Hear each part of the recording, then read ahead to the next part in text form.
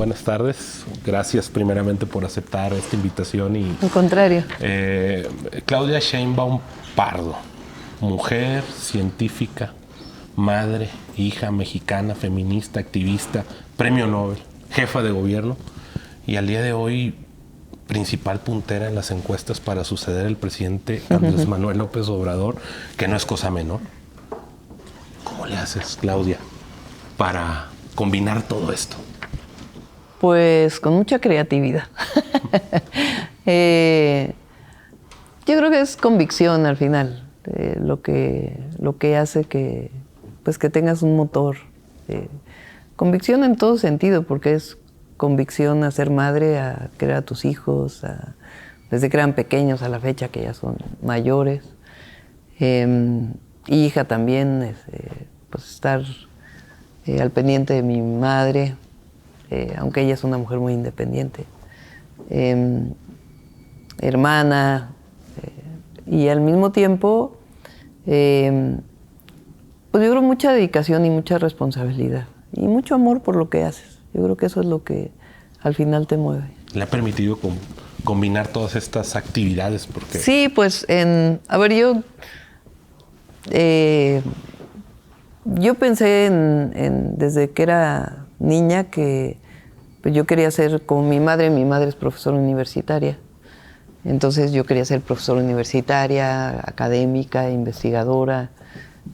Por eso hice un doctorado y además pues tuve la oportunidad de hacerlo. Como yo siempre digo, a mí el pueblo de México me dio la oportunidad inclusive de salir fuera de mi país para poder estudiar. No lo hubiera podido hacer si no hubiera tenido una beca pública de la UNAM. Y siempre pensé que mi vida iba a ser la academia.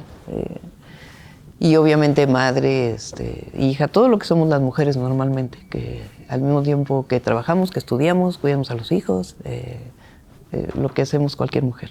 Claro.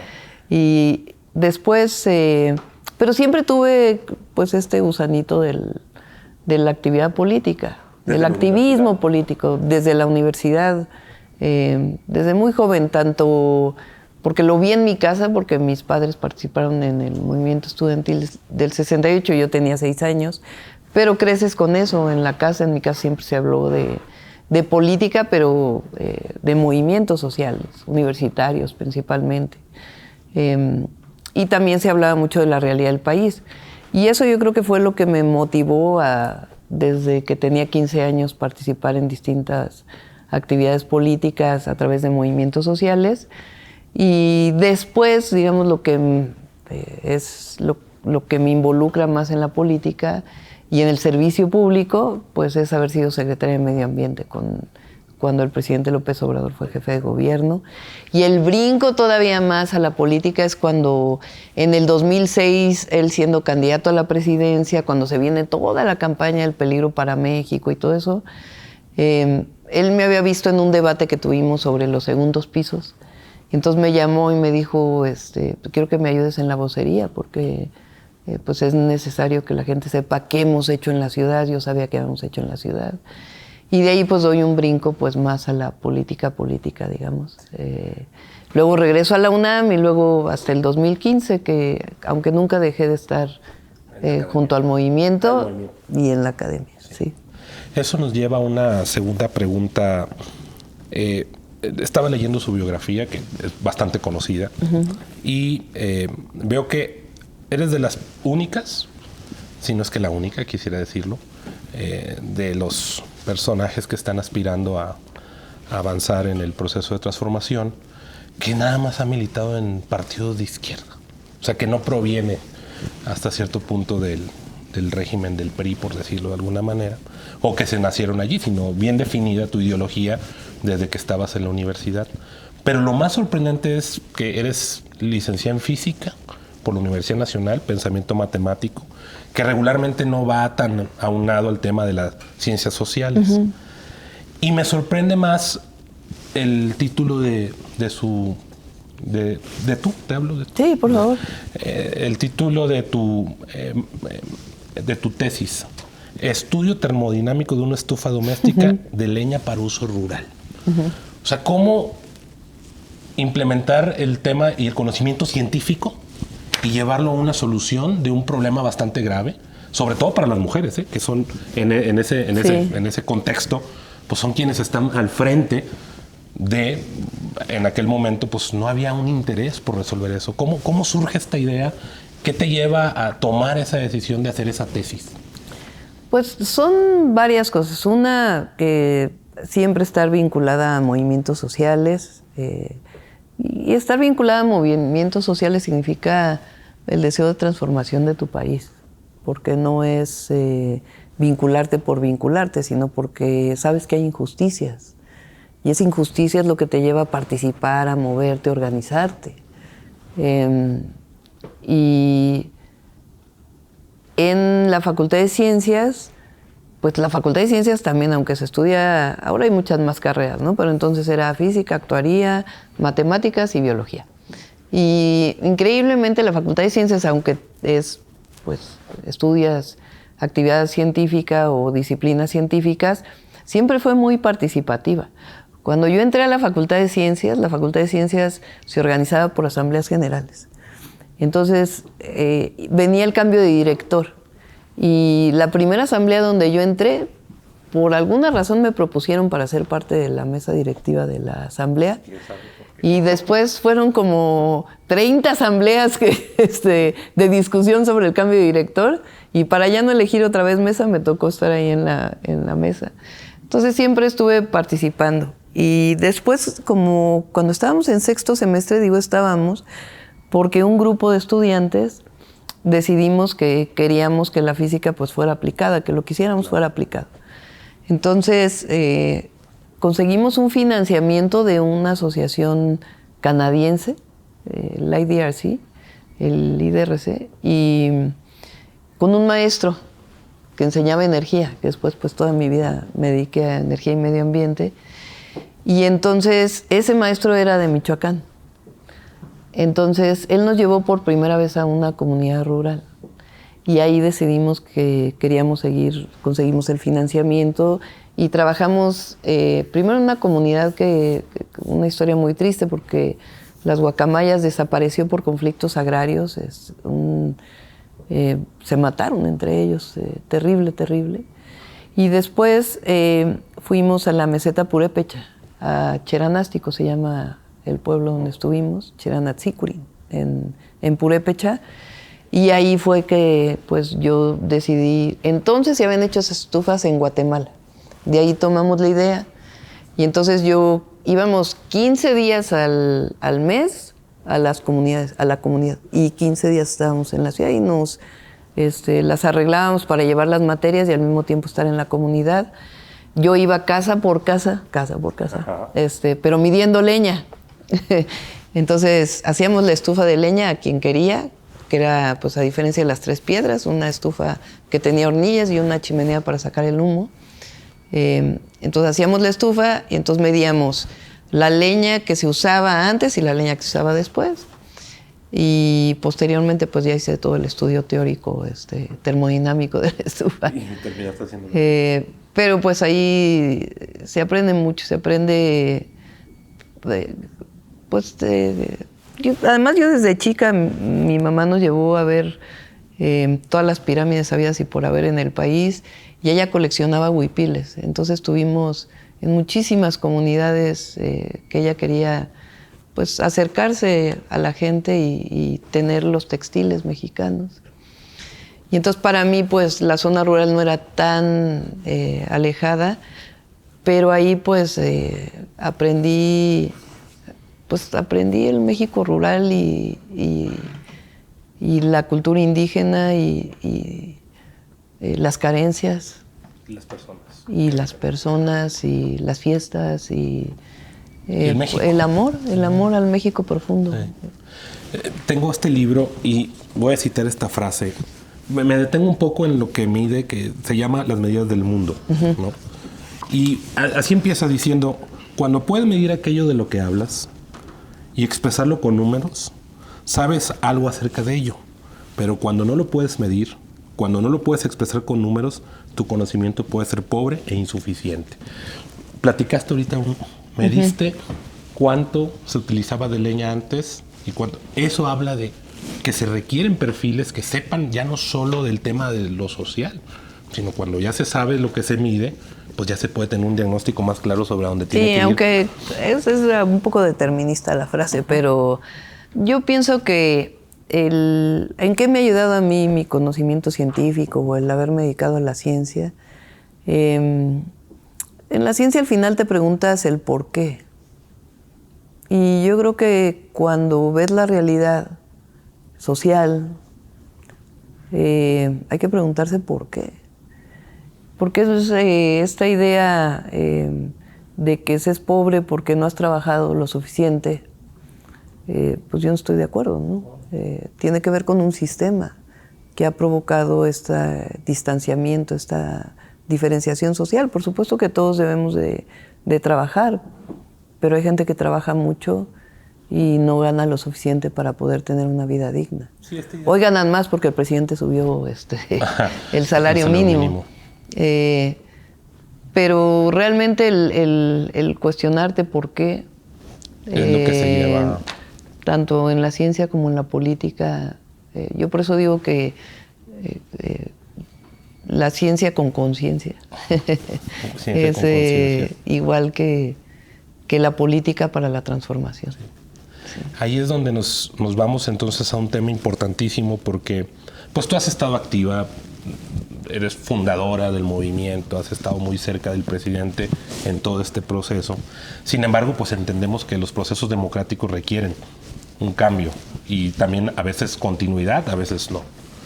Y el pasado 27 de noviembre, el presidente manejó por primera vez un concepto, el humanismo mexicano, y convocó al pueblo de México a que fuéramos entre todas y todos ir abonando a eso que él considera ya, yo creo que el avance hacia donde va la cuarta transformación.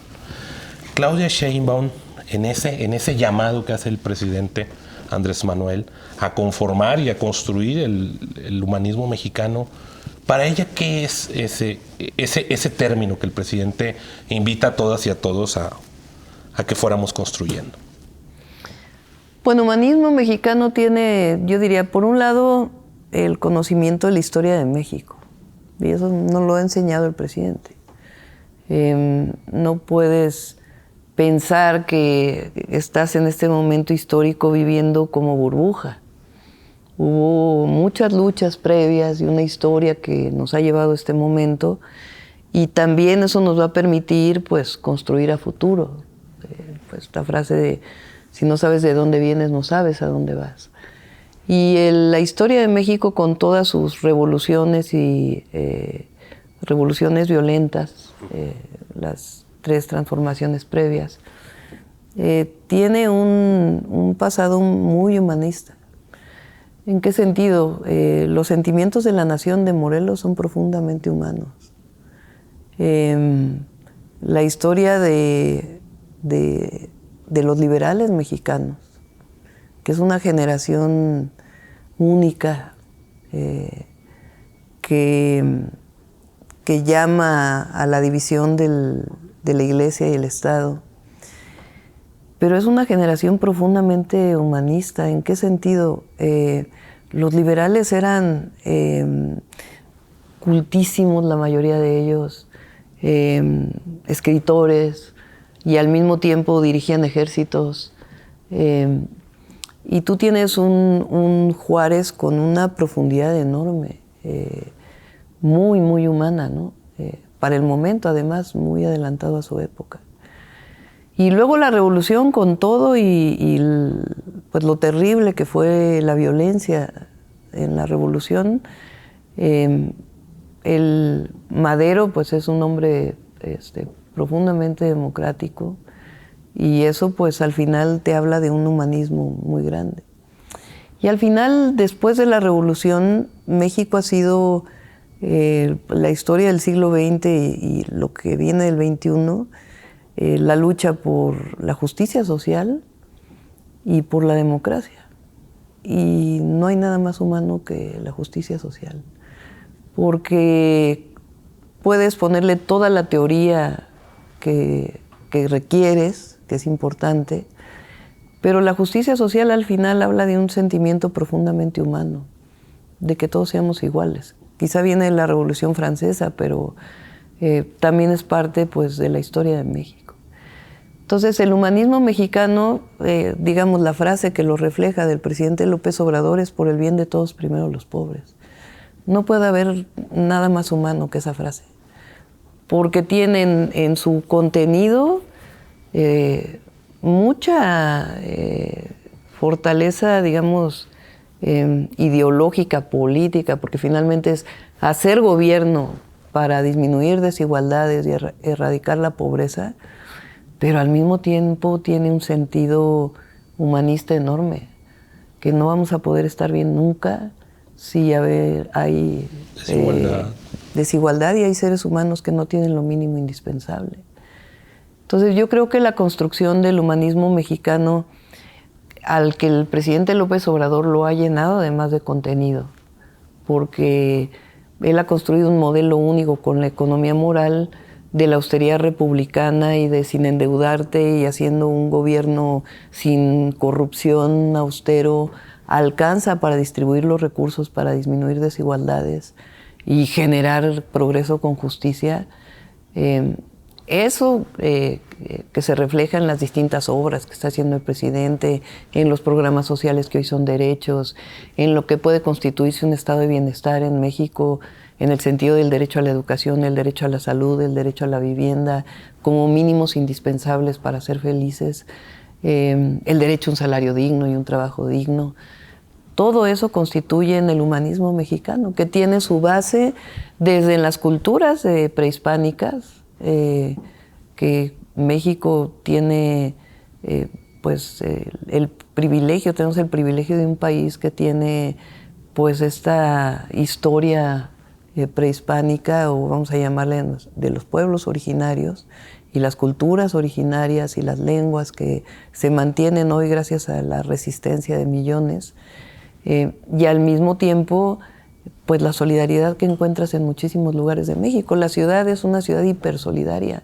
Aquí 9.2 millones de habitantes con 5 millones que vienen todos los días, pero hay una tragedia y ahí estamos todos dándonos la mano.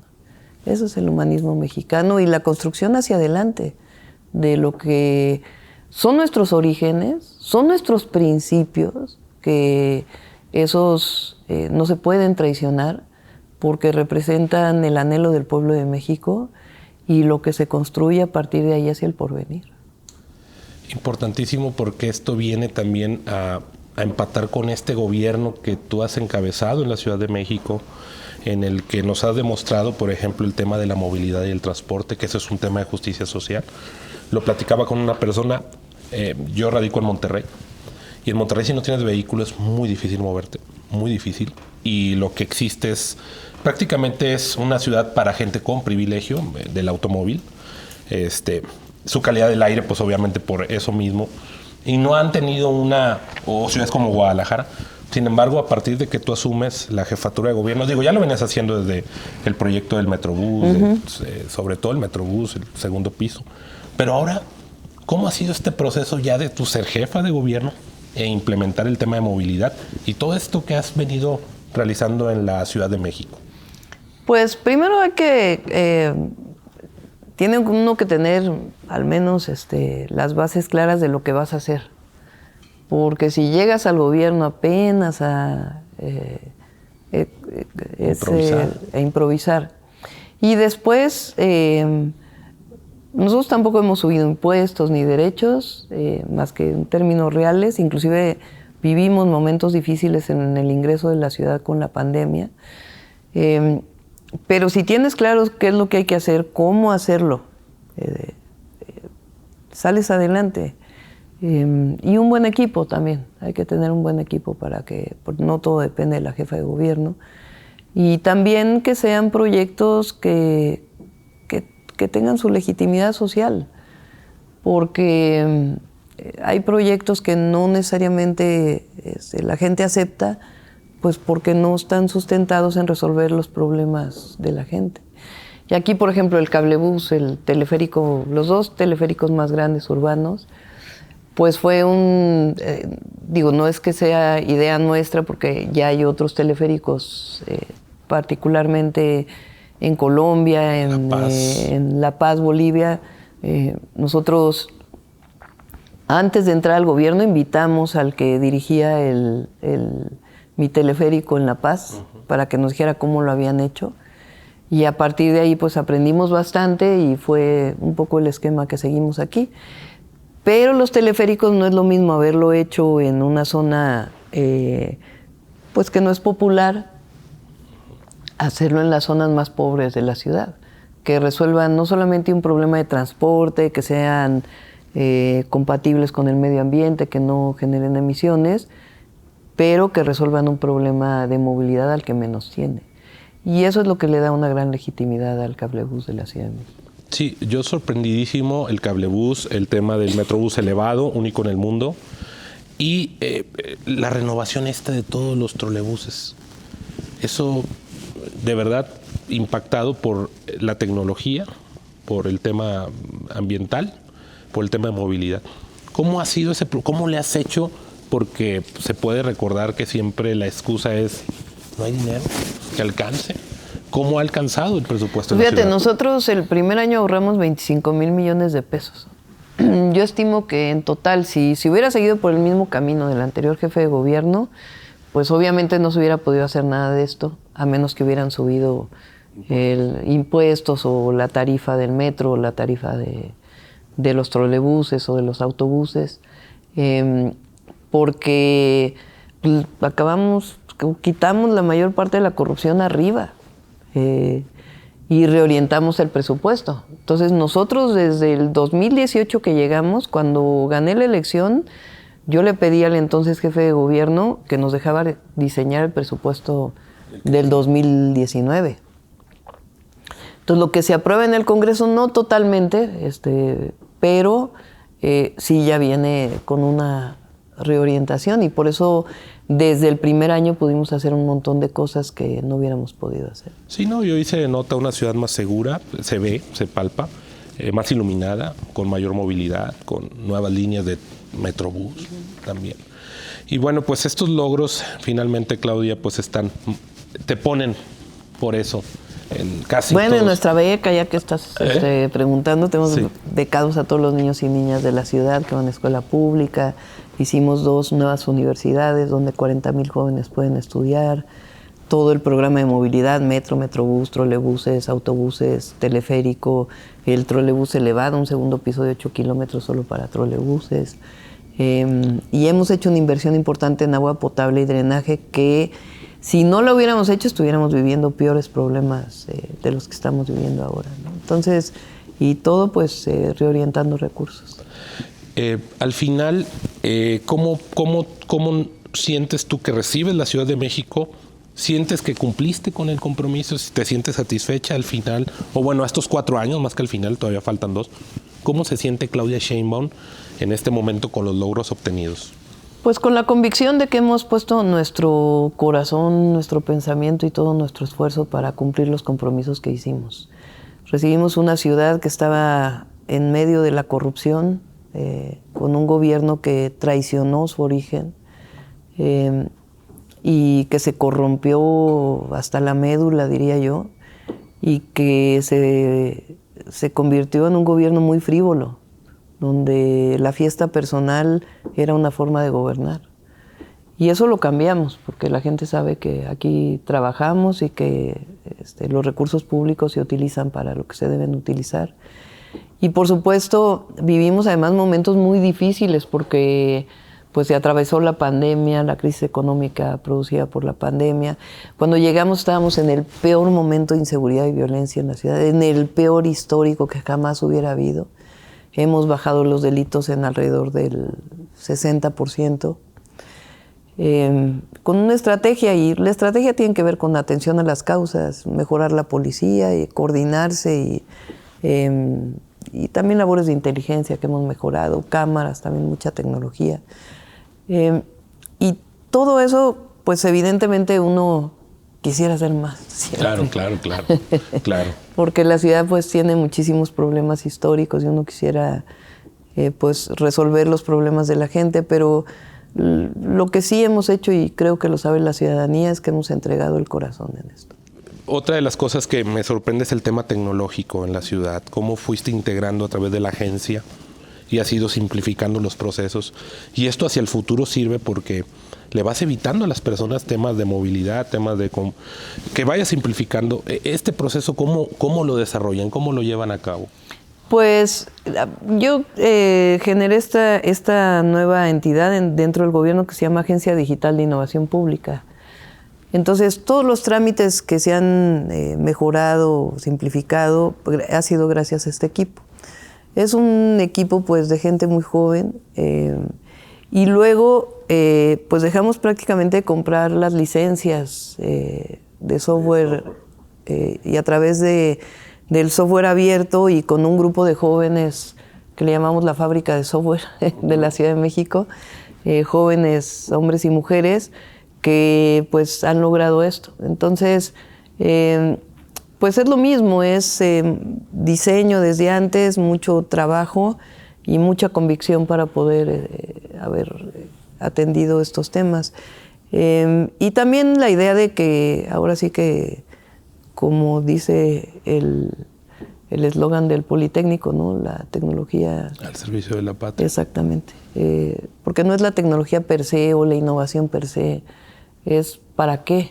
Y particularmente desde el gobierno. Y la otra que es muy importante, había esta idea de que la innovación solo se podía dar en las entidades privadas. Claro. Y no, la innovación también está en el gobierno, siempre y cuando pues tengas la convicción de que es factible hacerlo, ¿no? Entonces, pues yo creo que hay una aceptación al gobierno en la ciudad y tiene que ver con eso. Por último, Claudia, para no entretenerte más por tus múltiples actividades, ¿cómo te visualizas hacia el futuro y qué mensaje tú emitirías o nos darías a todas las personas que van a ver esta entrevista? A ver, yo voy a participar en la encuesta de Morena para la presidencia de la República por diversas razones. No es un tema personal. Yo tengo primero la convicción de que es posible que haya una mujer presidenta por primera vez en la historia. Y eso es fundamental, porque se puede hablar de igualdad, pero tiene que haber igualdad en todos lados. Y no solo es el tema de los derechos de las mujeres y la igualdad de las mujeres, sino también el proyecto que representamos. Y nosotros queremos darle continuidad a la cuarta transformación de la vida pública. Por supuesto, imprimiéndole el sello propio de quién somos. Pero, ¿qué quiere decir la continuidad? Quiere decir que sigamos luchando por un México con justicia. Quiere decir que no regrese la corrupción. Quiere decir que no regrese un modelo en donde se crea que apoyando a los de arriba se van a beneficiar los de abajo. Quiere decir que tenemos que seguir construyendo el México de un Estado con bienestar, con más derecho a la educación, con más derecho a la salud, con más derecho a la vivienda, que sigan mejorándose las condiciones de vida, que esta oportunidad que existe hoy en México y además vinculada con América Latina y también con el tratado con Estados Unidos de recibir más inversiones, no se convierta en una medida de exclusivamente crecimiento económico, como fue durante todos los años del neoliberalismo, en donde hubo mucha inversión, pero hubo enormes desigualdades y hubo crecimiento de la pobreza. Hay que seguir pensando y soñando y construyendo con esperanza un México que tenga sustento en la cuarta transformación y que sigamos construyendo un México con mayor igualdad, con bienestar, desarrollo con bienestar. Pues un México además con mejores condiciones ambientales y con justicia en todos sentidos, incluidas las mujeres. Pues, Claudia, de verdad creo que estás preparada. Muchos, por eso las encuestas te ubican en este momento en la posición en la que estás, en primer lugar, porque creo que el país ya está preparado justamente para que una mujer le gobierne desde hace tiempo, no es de ahora, y un perfil como el tuyo.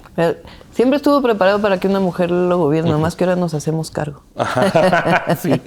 Y un perfil como el tuyo, pues también vendría a cambiar todo un rol de presidentes que durante mucho tiempo tenían prioridades, sobre todo en lo económico, y hoy por hoy pues ya podemos ver, sobre todo por los resultados en la ciudad, que esto también se podría transformar en los resultados hacia todo el país. Entonces pues te agradezco muchísimo, de verdad, por el espacio, por el tiempo, y espero nos podamos ver más adelante para que nos vayas platicando cómo vas, qué sigue para Claudia. Y muchas felicidades. Sí, gracias. Gracias. Bueno, muchas gracias.